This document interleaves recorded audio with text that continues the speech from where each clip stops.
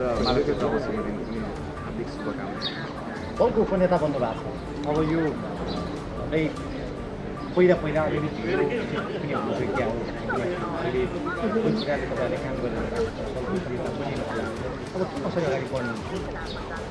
नेपालको राजनीतिक इतिहास, लोकतान्त्रिक अभ्यास र अन्तर्राष्ट्रिय लोकतान्त्रिक अभ्यासमा हामीले फर्केर हेर्दै गर्दा दलको उपनेताको भूमिका धेरै चर्चा गरिराख्नु पर्दैन। हामीले राष्ट्रिय स्वतन्त्र पार्टीको विधानमा दलका नेता नै प्रधानमन्त्रीको दावेदार हुने जुन विधान पास गरेका छौँ त्यो प्रक्रिया अन्तर्गत निर्वाचित हुनुभएका तत्कालीन राष्ट्रिय स्वतन्त्र पार्टीका वरिष्ठ नेता त्यसपछि दलका नेतालाई नै हामीले यो राजनीतिक दल सम्बन्धी ऐनअनुसार फेरि निर्वाचनपछि दलको नेता घोषणा गरेर उहाँ माननीय प्रधानमन्त्रीको भूमिका निर्वाह गरिराख्नु भएको छ। त्यसपछि यतिखेर पार्टीको हिजो बसेको संसदीय दलको बैठकले दलका उपनेता, मुख्य सचेतक सहित यो समितिका सभापतिहरूको जिम्मेवारी टुङ्ग्याएको छ। मैले धेरै यस विषयमा चर्चा गरिराख्नु पर्दैन, एउटा महत्त्वपूर्ण जिम्मेवारी हो। देशको झन्झनै 2/3 देशभरिबाट 2/3 मत प्राप्त गरेको 182 जना सांसद लिएर यो पार्लियामेन्टमा उपस्थित हुँदै गर्दाखेरि सिर्फ राजनीतिक बागडोर मात्र होइन, समग्र राष्ट्रको बागडोर सम्हाल्ने जिम्मेवारी बोकेको राष्ट्रिय स्वतन्त्र पार्टीको उपनेताको जिम्मेवारी मैले सम्हाल्दै गर्दाखेरि एक किसिमले गौरव पनि महसुस गरेको छु। मैले मेरो भूमिकालाई न्याय गर्ने पाटोमा र जनताको तर्फबाट जनताका आवाजहरू मात्र होइन, समग्र नेपालको त्यो भविष्य प्रयोग गर्ने पाटोमा जुन गन्तव्य तय गरेको त्यो गन्तव्यमा टुङ्गोमा पुर्याउने क्रममा मैले खेल्ने भूमिकामा म न्याय गर्नेछु भनेर प्रतिबद्धता जाहेर गर्न सक्छु, प्रतिबद्धता जाहेर गर्छु यहाँहरूसँग र गौरव महसुस गरिरहेको छु। जस्तो अब मान्यज्यूहरूको यो सम्पत्ति विवरण जुन सार्वजनिक भयो मन्त्रीज्यूहरूको यो विषयमा विभिन्न खालका टिका टिप्पणी सोच चाहिँ खुलिएन भन्ने खालको आइरहेको छ। के भन्नुहुन्छ? यो साह्रै सुन सरकार भन्थ्यो, अब सुनकै सरकार भयो भन्ने कुरा आइरहेको छ नि, के हो? पक्कै पनि सञ्चारकर्मी साथीहरूलाई के थाहा छ भने सार्वजनिक पदमा रहनुहुने कसैले पनि आफ्नो सम्पत्ति विवरण बुझाउनुपर्छ, तर यो गोप्य राखिन्छ। राज्यका निकायले गोप्य राख्छन् भन्ने कुरा यहाँलाई थाहा छँदैछ। त्योभन्दा अगाडिका 2/3 सरकारले मलाई लाग्छ सम्पत्ति सार्वजनिक गर्नु भएन। हामीले सदनबाटै उठाएका थियौँ, एक्जिक्युटिभ भूमिकामा गएका मन्त्रीहरूले सम्पत्ति सार्वजनिक गर्ने प्रचलन थियो, कहिले सार्वजनिक गर्दै हुन्छ भने हामीले पनि सोधेका थियौँ। यद्यपि उहाँले सार्वजनिक गर्नु भएन, त्योभन्दा अगाडि सार्वजनिक भइ नै राखेको थियो। र राष्ट्रिय स्वतन्त्र पार्टीले यो गत फागुन 21 गते सम्पन्न भएको निर्वाचनमा प्राप्त गरेको त्यो 2/3 झन्डै 2/3 मत र त्यसपछि सरकार सञ्चालन प्रक्रियामा भूमिका निर्वाह गरिसकेपछि मन्त्रीमण्डलमा रहनुभएका सबै मन्त्रीज्यूहरूले आफ्नो सम्पत्ति सार्वजनिक गर्नुभएको छ। सम्पत्ति सार्वजनिक गर्दाखेरि नै त्यहाँ आफ्नो आएको स्रोत पनि त्यहाँ खुलाइएको हुन्छ भन्ने कुरा भुल्दिनु भएन सबभन्दा पहिला। र उहाँले त्यो सम्पत्ति सार्वजनिक गर्नु भनेकै सार्वजनिक जिम्मेवारी निर्वाह गर्दै गर्दाखेरि सुरुवात गर्दै गर्दाखेरि अरूले गोप्य रूपमा सिलबन्दीमा बुझाउनुहुन्छ र राज्यको निकायले राखेको हुन्छ। मन्त्रीको भूमिकामा रहनुहुनेहरूले सम्पत्ति सार्वजनिक गर्दै गर्दाखेरि यो पारदर्शिताको एकदम नवीनतम उदाहरण हो भन्ने कुरा यहाँले भुल्नु हुँदैन। जहाँसम्म उहाँहरूको कमाइको सोर्सको कुरा गर्नुभएको छ, उहाँले त्यहाँ खुलाएको छ।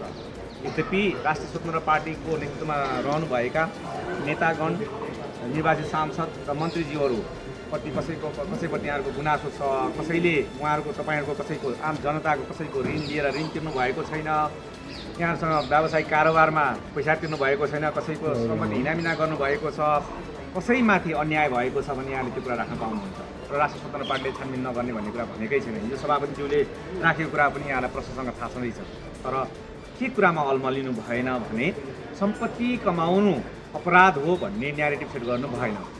सम्पत्ति कमाइएन भने राष्ट्र निर्माण गर्ने प्रक्रियामा जुन समृद्धिको सपना देखेका छौँ कसरी त्यो पुरा गर्न सक्छौँ?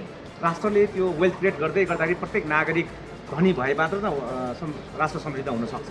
तर के चाहिँ फेरि सत्य हो भने नेपाली जनतालाई भुटानी शरणार्थी बनाएर विदेशमा बेच्ने प्रयास गर्नु र अरबौँ वर्षा गर्नु चाहिँ अपराध हो भन्ने कुरा भन्न छुटाउनु हुँदैन। यहाँहरूले शीतल निवास राज्यको सम्पत्ति व्यक्तिको नाममा लानको लागि जे गर्नुपर्छ, जे अपराध गर्नुपर्छ ती सबै अपराध गरेर भ्रष्टाचार गर्नु त्यसलाई चाहिँ छुट दिनु हुँदैन भन्ने कुरा छुटाउनु हुँदैन। यहाँहरूले गिरिबन्धु टी स्टेट जस्ता अन्य स्टेटहरू लगायत राज्यले यो भूमि सम्बन्धी ऐन 2021 तय गरेको त्यो नीतिअनुसार हदबन्दीभन्दा बेसी भएको जमिन राज्यको हुनेछ।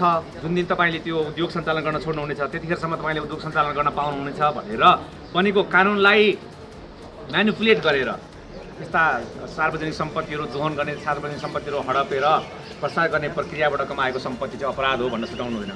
त्योभन्दा नि ठुलो कुरा भनेको नेपाली जनताले आफ्नो र आफ्ना सन्तानको पेट काटेर राज्यको ढुकुटीमा तिरेको कर गरिब जनताका लागि सिटामोल किन्न छुट्याउँदै गर्दाखेरि सिटामोल नकिनिकन भ्रष्टाचार गर्नु चाहिँ अपराध हो भनेर भन्न छुटाउनु हुँदैन, प्रशासन छुटाउनु हुँदैन। यहाँ यस्ता कैयौँ अपराध, कैयौँ भ्रष्टाचारका फाइलहरू खोल्न सुरु भएका छन् र यो देशमा कानुन सुरु भइसकेको छ, कानुनले राज गर्न सुरु भइसकेको छ। सुशासनको प्रत्याभूति गराउने बाचासहित भ्रष्टाचार विरुद्ध लड्ने त्यो प्रतिबद्धता जाहेर गरेर लडाइँको यात्रामा अगाडि बढेको राजनीतिक दलले आफू र आफ्नो नेतालाई बचाउने प्रक्रियामा कहीँ लागि पर्दैन भन्ने कुराको सूचना पनि म यहीँबाट गराउन चाहन्छु। दलको उपनेताको हैसियतले यहाँहरूलाई कहीँ लाग्यो र उजुरी लाग्यो, उजुरी पनि तथ्यमा आधारित हुनुपर्छ। बिना तथ्य र झुटा आरोप लगाउँदै गर्दा त्यसको पनि भागीदार हुनुपर्छ भन्ने कुरा पनि छुट्नु भएन। तर फेरि पनि दोहोऱ्याएँ, राष्ट्रिय स्वतन्त्र पार्टीको छातामा रहेकै कारणले कसैले अपराध गरेको छ भने त्यो अपराधबाट उन्नति पाउँछ भन्ने कुरा हुनै सक्दैन। मन्त्रीले त भन्नुभयो, सहकारीको बिच छुट्याउनु भन्नुभयो कि बिर्सिनुभयो? यहाँले प्रश्नसँग अर्को कुरा के बुझिदिनु पर्छ भने संसदीय छानबिन समितिले 40वटा सङ्घीय अधिकार क्षेत्रभित्र रहेका 40वटा सहकारी छानबिन गर्दै गर्दा 87 अर्ब हिनामिना भएको तथ्य बाहिर आएको कुरा यहाँले भुल्नुभयो र त्यो 87 अर्ब हिनामिना गर्दै गर्दाखेरि कसका नाम आएका छन् र तिनलाई कारबाहीको दायरामा कसरी ल्याउनुपर्छ, त्योभन्दा नि महत्त्वपूर्ण कुरा त्यो 87 अर्ब फिर्ता गर्नको लागि के गर्नुपर्छ भन्ने पाटोबाट काम गर्नको लागि सरकारले काम गर्न सुरु गरिसकेको छ। त्योभन्दा पनि अर्को महत्त्वपूर्ण कुरा के भनेको 32,000 भन्दा बेसी सहकारी संस्थाहरूमा झन्डै 9 खर्बभन्दा बेसी पुँजी परिचालन भएको छ। त्यो 9 खर्बभन्दा बेसी पुँजी परिचालन भएको पुँजीको सुरक्षा, नेपाली जनताको बचत, त्यसपछि यहाँ झन्डै 2.5 खर्बभन्दा बेसी हिनामिना भएको त्यो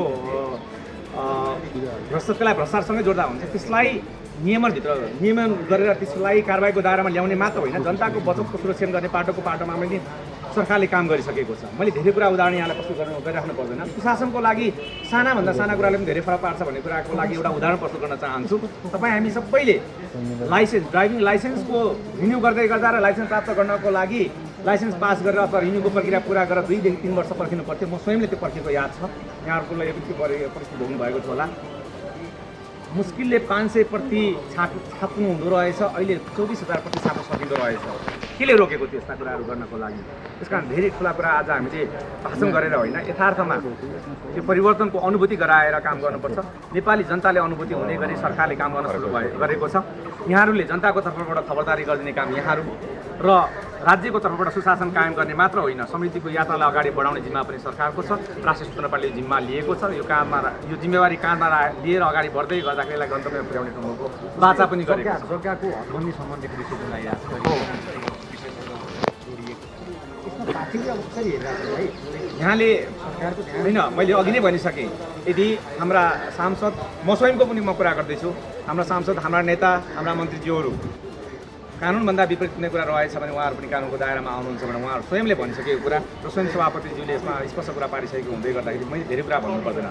तर हामीले हिजो गरेका बाचा मात्र होइन, फरानामा गरेका छौँ र सुशासनको पाटोमा उभिँदै गर्दाखेरि पहिलो कानुनको डन्डा मलाई छोड्नुपर्छ भनेर हामी सुरु गरेको यो सुशासनको अभियानले गन्तव्यमा पुग्दै गर्दाखेरि हाम्रालाई चाहिँ बचाउने अनि अरूलाई मात्र कारबाहीको डन्डा चलाउने भन्ने कुरा सम्भवै हुँदैन। नि यो मान्यजी जस्तो यहाँ सरकार बनेको 24 घण्टाभित्रमा केपी शर्मा ओली रमेश गुरुङको पक्राउ गर्नुभयो। अलि अगाडि तपाईँले भन्नुभएको थियो हाम्रो सरकार बनेको 24 घण्टाभित्र जीवी राईलाई पक्राउ गरेर ल्याउँछौँ हामी भन्नुभएको थियो। यस्तो सरकार सक्नुहुन्छ, ओ जीवी राई चाहिँ कहिले हो पक्राउ गर्नुहुने? राज्यले आफ्नो काम गर्दैछ, शासनको पाटोमा गर्नुपर्ने काम गर्दैछ। यहाँले के बुझिदिनुपर्छ भने न्यायालयको दायराभित्र भएका कुराहरू न्यायालयसँग गएर सोध्न म अनुरोध गर्न चाहन्छु र पक्कै पनि राज्यले जीवी राई मात्र होइन, जीवी राई जस्ता सबै भ्रष्टाचारसँग जोडिएका र सहकारी ठगी प्रकरणसँग जोडिएका सबै अपराधलाई कठघरामा उभ्याउने पाटोमा वचनबद्धता दायर गरेको छ। कहिले र कसरी ल्याउँछ भन्दै गर्दा सम्बन्धित निकायले आफ्नो काम गर्दैछ भन्ने कुरा मेरो बुझाइ छ र सम्बन्धित निकायले यहाँलाई जवाफ दिँदैछ भन्ने कुरामा पनि मेरो बुझाइ छ। धन्यवाद।